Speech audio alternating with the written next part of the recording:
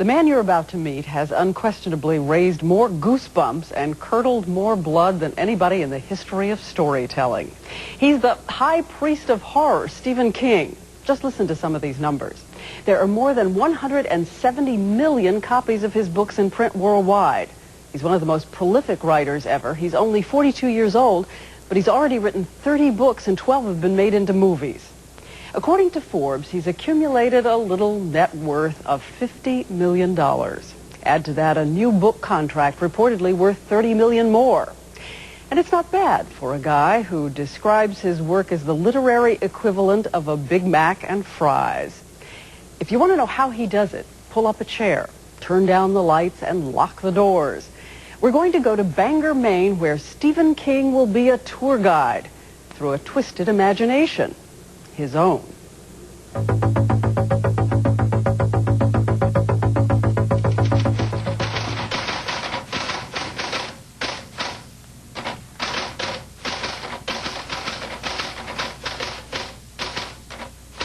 if I didn't have the writing for an outlet, there wouldn't be any Steve King. I'd be dead. I would have either OD'd on dope or booze or driven a car into an abutment. I don't think it's out of the question that I could have been one of those guys who would climb up to the top of the Texas Tower with a carbine and just start blasting away. I don't think of myself as a naturally violent person or a naturally aggressive person. Well, I take that back. I think I am a naturally aggressive person. And I think almost all of that has been channeled into my work. People have a tendency to go after that when they talk to me about my stories and that sort of thing. They'll sort of creep up on you and they think it's your blind side. And they'll just sort of slip into the conversation in this sort of sly way. By the way, what was your childhood like? And you know that what they want, what they expect you to say on some level is, I was abused by my father. I was an orphan. I saw these terrible, horrible sexual confrontations between all these people. And as a result, I've been writing these awful, nasty stories all my life. But nothing could be further than the truth, from the truth. I grew up in a perfectly small, well, not in a perfectly normal way. That isn't true. Do you think I'm weird? Definitely. No, man, seriously.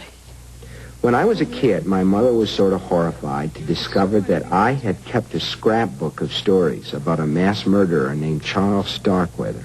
And at some point before, he actually rode the lightning, my mother found the scrapbook and she just horrified. She said, "Stephen, what? Why are you interested in this? Do you think this man's some sort of a hero?" And she was really angry at me. And I felt that if I could memorize his face, or at least the look in his eyes, that I would know that sort of person if they ever came my way. But it wasn't the sort of thing I could tell my mother. Well, my mother always said that she believed that my first experience with death was seeing a playmate of mine run over by a train. And since then, whenever I brought this up, there have been a lot of armchair psychologists in the field that have said, right, and that's why he writes the kind of stuff that he writes.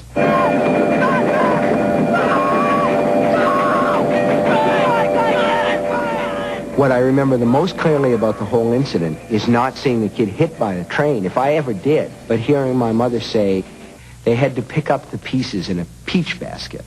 That was the memory that stayed with me. And of course, some years later, when I told one of my friends in high school this story, he immediately said, "Well, of course you were upset. Probably you pushed him."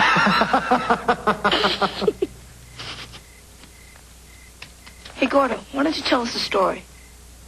When I was going to school, the teacher would say, "Stevie has written a story. Would you like to hear it, class?" And they all go, yeah. They liked my stories. And that was great. That was a trip. I don't want to hear no horror stories. I'm not up for that, man.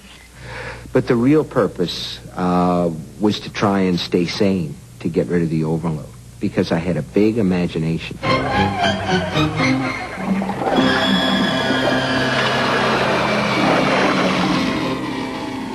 when I was in high school, I kept my eyes on two forms of human life. One was the abject loser, the Carrie Whites.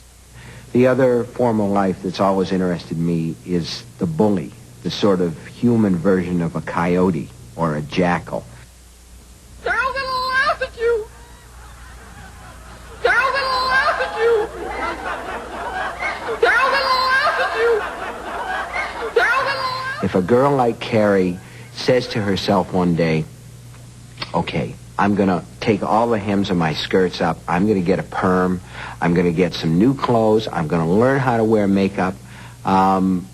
This kid comes back to school, and the kids who have formed an image become not only hateful but furious at the effort of somebody to escape their station or their caste, so that then the jeering and the laughter becomes tinged with this real sort of aggressive ugliness, which is what takes place in Carrie at the prom. That's just the way that I see life.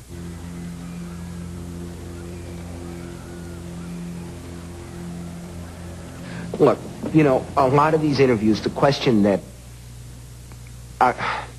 the worst is people will say, where do you get your ideas? I don't know where I get them. You know, and if I did, man, would I tell you? I mean, Jesus, they've been good to me. All I know is that I sit down and I turn on the machine, and there's always that first 10 minutes that's like smelling a dead fish or walking into a monkey house. And then something will click a little tiny bit, and that leads to something else. And it's like choo, choo, choo, choo, choo, choo, choo, choo, until it's going faster and faster. And then you hit this kind of escape velocity. You're gone. The world, the normal, mundane, sort of stupid world where you got to do the breakfast dishes and you got to make the beds, you know, and you got to worry about getting the kid to the dentist. All that's gone.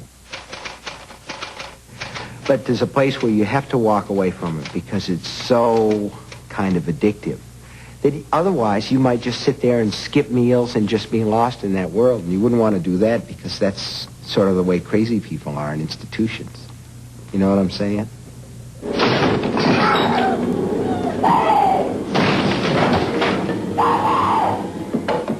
The Shining was written at a time when I was discovering that fatherhood was a lot different than what I had thought it was gonna be.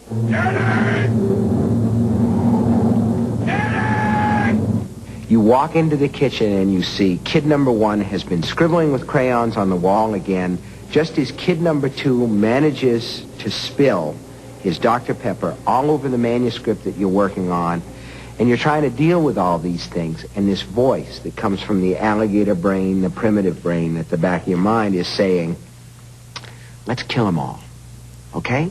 Let's just kill them all.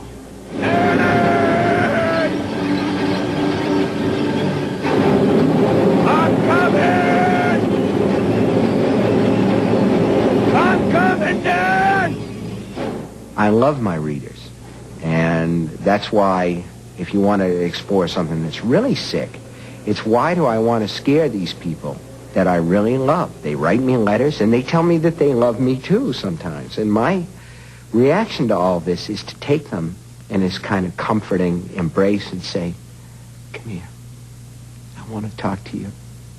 Let's go around the corner where there isn't anybody and you can never get back unless I let you. And I'm going to scare the living hell out of you. I can't help it.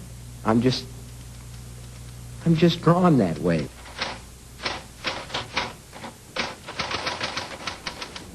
If you're a Stephen King fan desperate for a fix, relax. His 30th book, 4 Past Midnight, is being released August 27th.